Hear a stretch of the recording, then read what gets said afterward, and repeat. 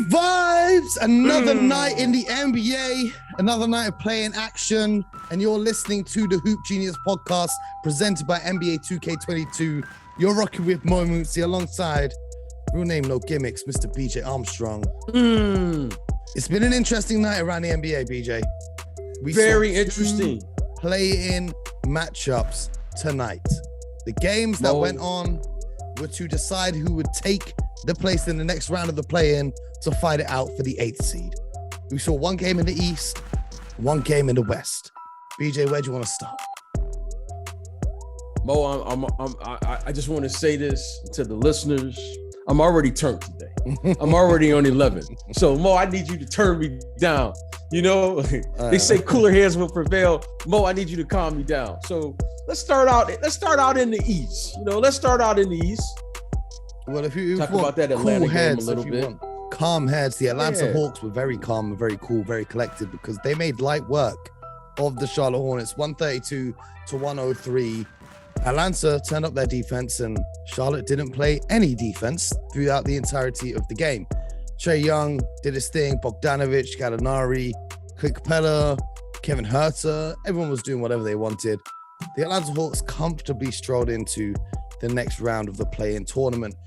Big issues now for the Charlotte Hornets. Now, we're going to talk about that more in detail in the offseason, but Miles Bridges came out with reports that he wants a max contract, and in the final game of the season today, he did not put up a max contract performance. I'm just looking at it here.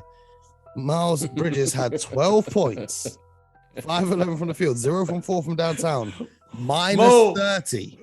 And then he got ejected from the game. And you're pushing me, Mo. Mo, you're pushing me, Mo. Hit some Mo, stop it, Mo. Stop it, Mo. Mo. I got to give credit to him. He has apologized to the girl he hit in the face with a mouthpiece by accident. He didn't throw it at her on purpose. We've got to make that clear.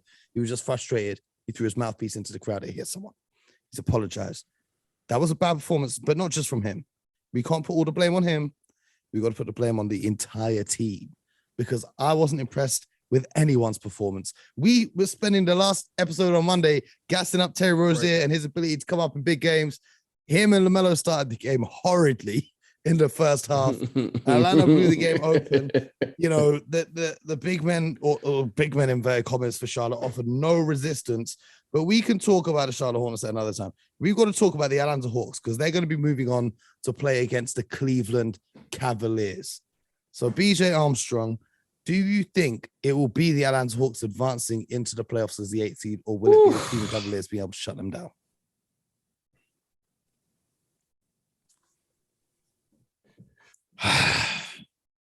Okay, I'm calm now. I took a deep breath. I'm going to pick the Atlanta Hawks in this game. I'm picking the Atlanta Hawks. I'm just going with the Hawks. I have no rhyme. I have no reason. I mean, when you're watching these games now, I mean, anything can happen, right, Mo? Anything can happen. Yes. And I'm going to pick the Hawks for this very reason. I just think the Hawks have better shot-making capabilities than the Cleveland Cavaliers. I mean, I was really disappointed in Cleveland with the way they performed. Like, I just really thought they would give a better performance versus the Brooklyn Nets. I don't want to regress here. I was just disappointed. I was like, there's a way to lose. I just didn't like they were giving uncontested layups in a play-in situation. Yeah. They were just doing things that were unacceptable. And, it was just they still managed to get the game to within 6 points against Brooklyn. So that's what I'm saying. If they would have played like just all right, they didn't have to play good. Man, my thing is Karis LeVert came out and could hit a damn shot in the first half of that game. They would have won that game. He went 1 from 9 with like 3 turnovers. It was horrible. But the Hawks last night, their defense really impressed me. You see their defense that they played? I know they were playing the Hornets, but for a team that struggled heavily defensively and without John Collins last night, their defense did very well. I'm going to go with the Hawks. I think the Hawks experience, you know what Cleveland looked like to me, and maybe it's just one game because I've liked Cleveland all year. They look like an inexperienced team. Yeah, without Jarrett Allen in the middle, they do not look like Yeah, it was like all season. Like they the last didn't 20 look. games from Yeah, them since he went down, it was just inevitable, and it's a marathon. I'm expecting. I think the onus is on the Atlanta Hawks here to win this playing game. Like I'm expecting them to win this playing game. Yeah, because so I that's what exactly. You know, yeah. Well, I'm just. I was a little down after watching them perform in that game versus Brooklyn, though. Well, you know, it's been a hard couple of days because, you know, both last night and the night before, the Eastern Conference game has been pretty dull. And then the Western Conference game has been very exciting. I have a confession. Right. I have a confession to share with you. Okay. The Hawks and the Hornets game this evening, I managed to get a 5-minute nap in at some point in the third or fourth quarter. Because it was like a 30-point game. And I thought, you know what? Let me get a little nap. We get a little nap before this game ends. The next one starts. Made my breakfast because it's Ramadan. I'm fasting, so I had to make my breakfast nice and early. I made a beautiful lasagna. Beautiful lasagna with some pasta. Some mince. And then, you know, some herbs on top. And then speaking of herbs, I watched a defensive masterclass from Herb Jones and the New Orleans Pelicans. You see, the Segway game is on a whole nother level right now. See, the Segway game's on a whole nother level. But we talk about that game out in the West. This kid, Herb Jones, is for real. Rookie. He could be on the all-defensive team this year. He might be on the all-NBA defensive team this year. That's what I'm saying. Saying. He was locking guys up. And listen, I want to give credit to the San Antonio Spurs. They weren't meant to be in the play-in. They were meant to be at the bottom of the lottery getting a good draft pick. But Devin Vassell, major shot maker. He hit 7 threes, tough contested threes as well. You know, DeJounte Murray didn't have the easiest, you know, start to the game. He got a bit of foul trouble. Keldon Johnson couldn't really get settled until the second half, and by then it was too little, too late. But the Pelicans, man, I enjoyed watching the Pelicans very much. CJ McCollum put on a masterclass in the first half. Brandon Ingram did what he did. Jonas Valanciunas, another double-double. He's just the most consistent guy. But this kid, Herb Jones, pair him with this Alvarado as well, causing disruption at that guard spot. Man, I really like this Pelicans team. Yeah, you know what? I have to say this. Because I've been critical of the Pelicans. When I say critical, I've just been disappointed the way things have been handled, in particular with Zion. Oh, we'll talk about him in a second. And it seemed like things were going downhill. It seemed like they were on a free fall. And, you know, I'm going back to Stan Van Gundy because that's when it was like, it just seemed like it was going from bad to worse to like, okay.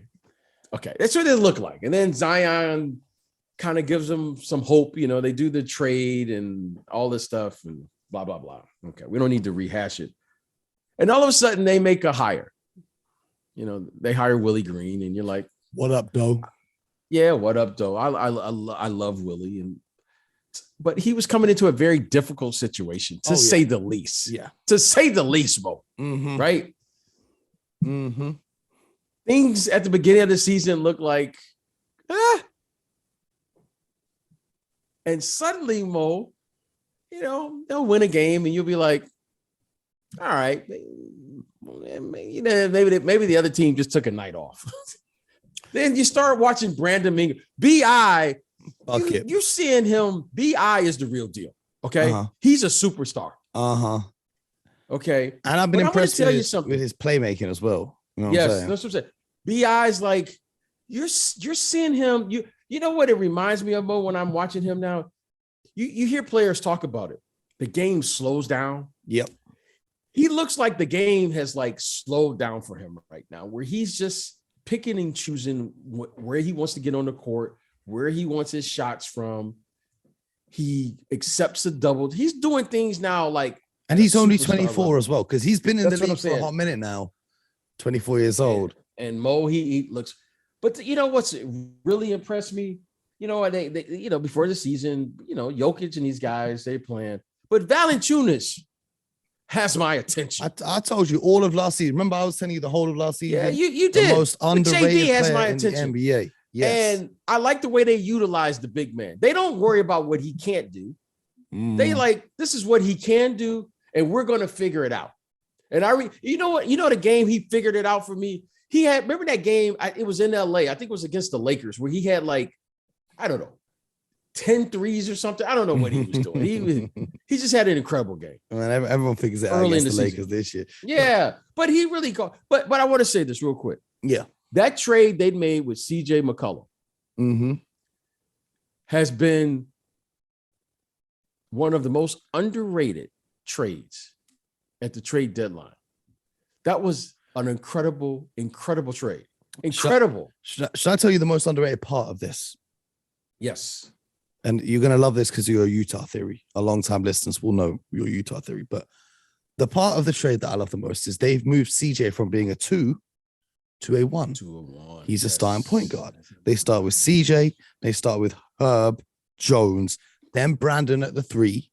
And then Jackson Hayes, moving him from a backup 5 to a starting 4 because JV gives them the flexibility to stretch the floor. They put JV in a lot of actions as well at the top of the floor, running dribble handoffs, and you can have Jackson in that dunk spot ready to catch the lobs with his supreme athleticism. So moving Jackson Hayes into that 4 spot and then having JV at the 5 and then finding these guys, one Toscano, and not one, so Alvarado. It's been a great coaching job. I mean, it's been amazing. This has been a great coaching job.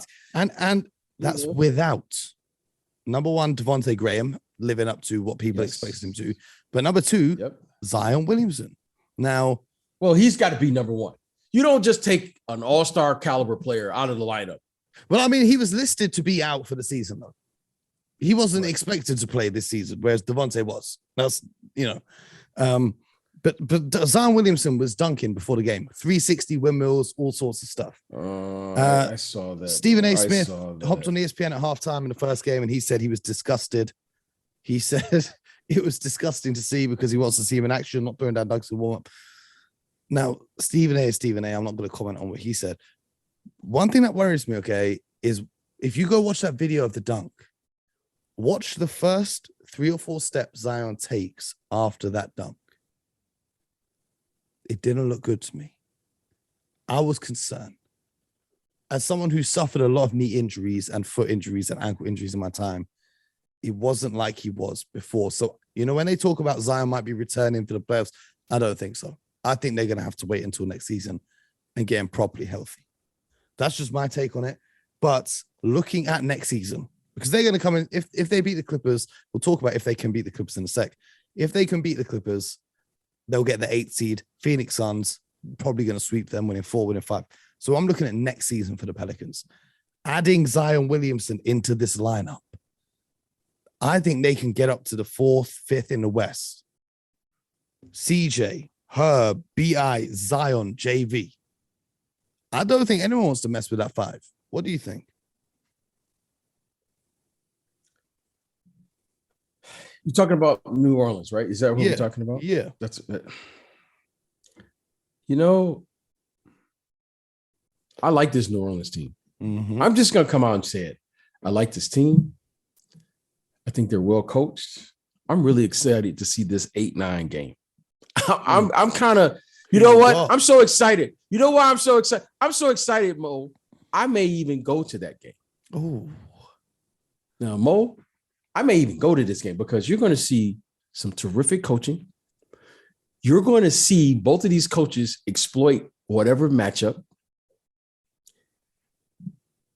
You're going to see some excellent players, veteran players, right? CJ McCullough he's been in the playoffs. Brandon Ingram is, he's ascending to another level. He's taking his game. Now you got your man, playoff P. Play in P, because he's not in the playoffs yet. Okay. Then you have your man, Reggie Jackson, a.k.a. Bobby Schmurder. Yeah, So you have a lot of players out here. And now, my favorite part, the battle of the European big men. JV, Ivica Zubac, underrated battle, because whoever controls that ball, whoever controls the glass for me is winning this. I'm looking at, well, I'm going to say this. I don't know which one of these stars are going to show up. But whoever can exploit the matchup first will win this game. Okay? Whoever, because you know that kid Herb Jones now, he has my attention. I think Herb Jones is talented enough to not stop. He's going to go at Paul George, but talented, but he can contain him. I think he can take away something where you say we don't have to double team.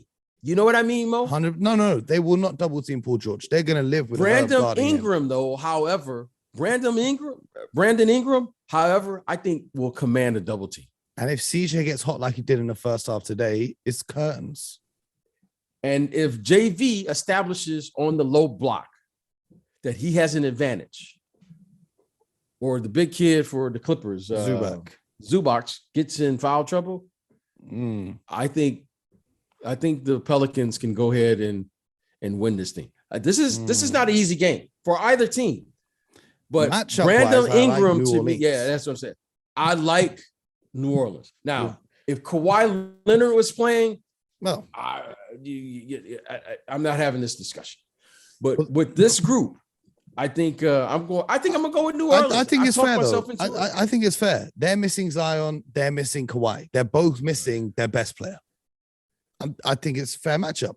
You know, we got Norman Powell, who we haven't talked about. Norman Powell and CJ. I think they'll go head to head. PG, Brandon Ingram. They got to put up buckets to cancel each other out. But I like the X factor on the defense because, like, if you look at the defenders on the Clippers, who are you going to throw at Brandon Ingram? Paul George is going to have to guard Brandon Ingram because he's your best wing defender. Or you're going to put Morris on him. Now, Morris is a lot more physical, but the way Brandon's been cooking, I don't know if I'll be worried about it. You're going to put Batum on him. I'm not too worried about that. So I like it. The only reason I would sway towards the Clippers is, number one, they're at home. Number two, whatever Ty Lue cooks up, you know, he's been watching this game. He's great at making those adjustments. You saw what he did to Karl Anthony Towns. I want to see what he does to the New Orleans Pelicans. It's going to be a chess match. It's going to be a one-off chess match. Not a 7-game series. It's win to get in. You playing to keep your season alive. Are you officially going with the Pelicans then with your prediction? I'm going with the Pelicans. I feel. Can I send a shout out to a guy who's quickly becoming one of my favorite players, Jose? Yes, Alvarado. Yes. Yeah, he you know what? He just brings it. Grand Theft Alvarado. Is that what they call him? The great, yeah, you know what? GTA. You know what? He is becoming one of my favorites. He's becoming one of my favorites. And I got to give him credit. I have to give him credit. He's a fun player to watch. He's really fun. Man, he really just goes and gets it. He's hungry. He's really just hungry. And he reminds me of someone that we didn't speak about yesterday. I'm going to speak on it. I don't know if you want to. Patrick Beverley. And his, because we recorded immediately after the final buzzer. So while all that celebration was going on, we were recording. So we didn't get a chance to see it because we were recording. Then I hopped on the timeline afterwards and I saw everyone clowning Pat Bev for celebrating. Now, I'm going to tell you this. Not every franchise in the NBA, not every city in the NBA is used to winning championships. In Minnesota, I feel like a lot of people have erased Jimmy Butler from their memory. So in Minnesota, it's been 17 long years and they've made the playoffs now, what, twice? That really means something to that city. Pat Bev, if you actually go and look at his journey throughout his career, was he meant to be in the NBA? He took a long journey to get to the NBA. He went a number 1 draft pick, put in here. He's never missed a playoffs in his career, he said. So it means a lot to him. I respect it. I'm not going to clown him. I'm not going to make jokes about it. I respect it. If you want to celebrate, you celebrate your wins. We celebrate life every day over here. We're all about the positive energies. That's just my take on it. I just wanted to say that for the people because I've seen a lot of jokes and, I've seen, they're acting like they won a championship. Well, for the city of Minnesota, this is pretty close to a damn championship, just making it to the playoffs. Let people enjoy things. Let people be happy. We've spoken about this on the show before. For some franchises, making it to the playoffs is a successful season. Not everyone can win the title every season. So, I'm happy for them. I'm happy for the Timberwolves. I'm happy for Pat Bev, Anthony Edwards. Do I think that they're going to go further? I don't know. I don't think so. But, I just wanted to give them a little shout. while we're still here, because, you know, I've seen a lot of people talking, and the memes are funny. The memes are funny. I like memes. I make jokes about everything, but attacking a man's character because if he's celebrating something, that don't sit right with me. I just wanted to say that. Well, you know, I want to say this without, I don't want to get into a rant. And I said when I started in this business, I wasn't going to rant, you know.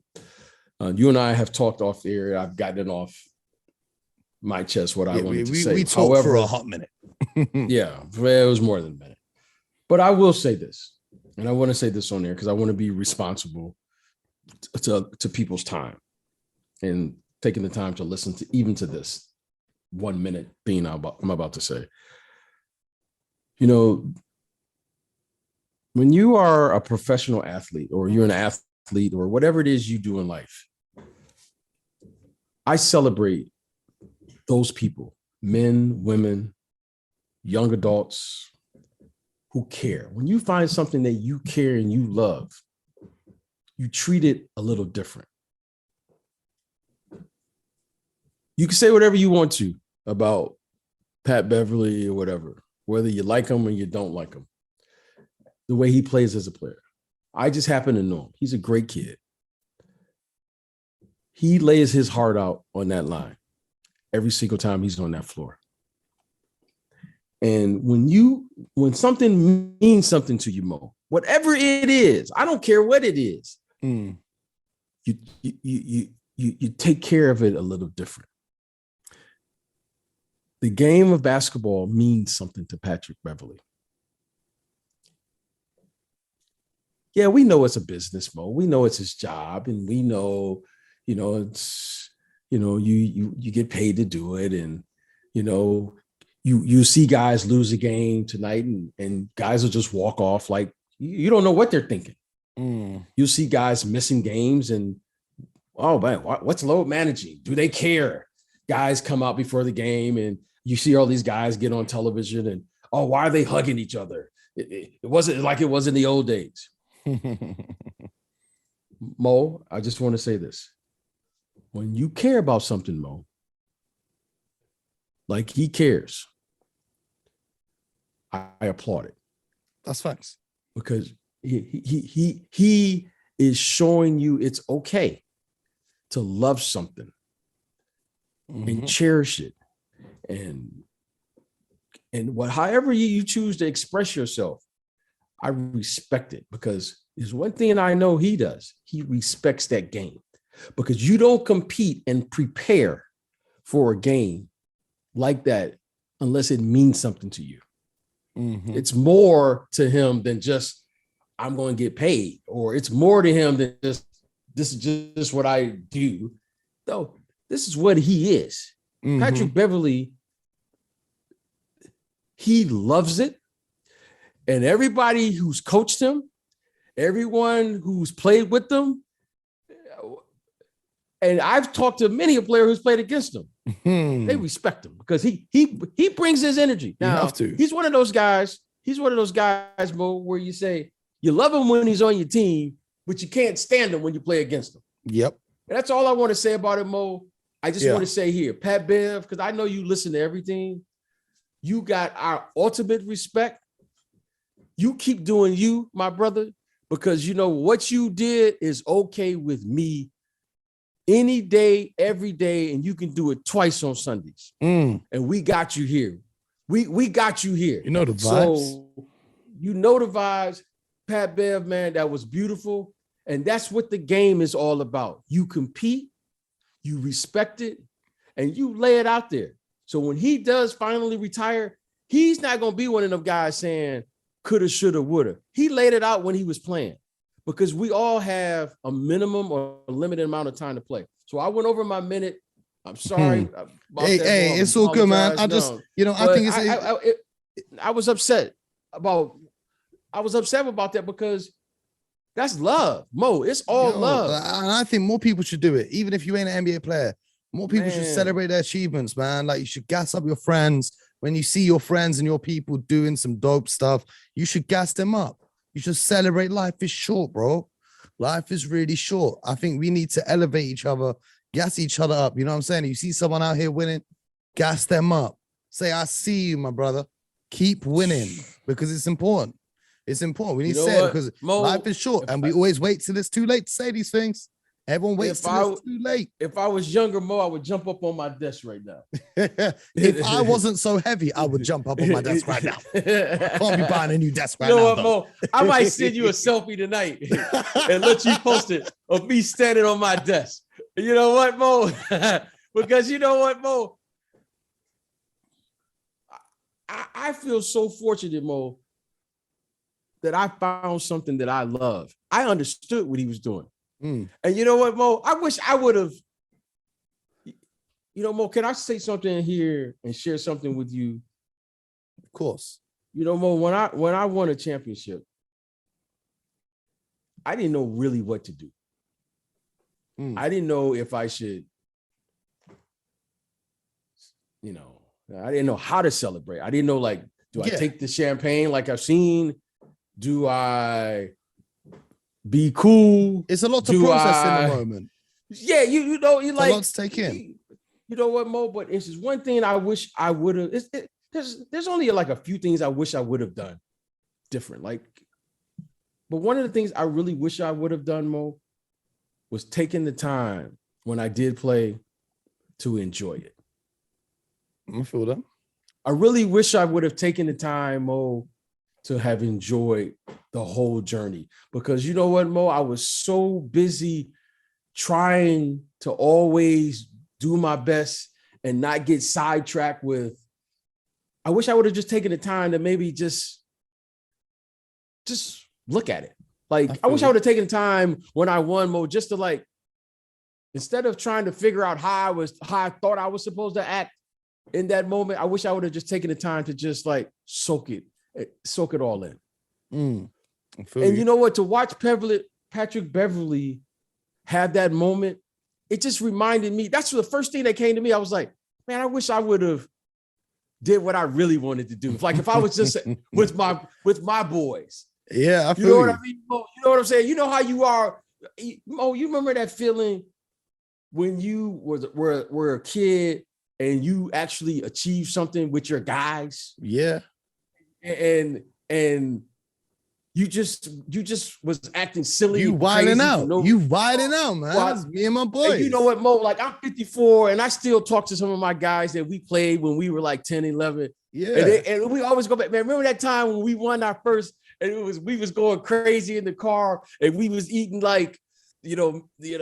fast food and going crazy. Yeah. And Mo, like I Patrick Beverley showed me that innocence that I had, and it made me smile. Like, it made me smile. And the funny thing about it, Mo, was I was watching the game with my son, and he was like, "Dad, why come you so fired up?" I was like, "Because he's having a moment. Like that's a moment.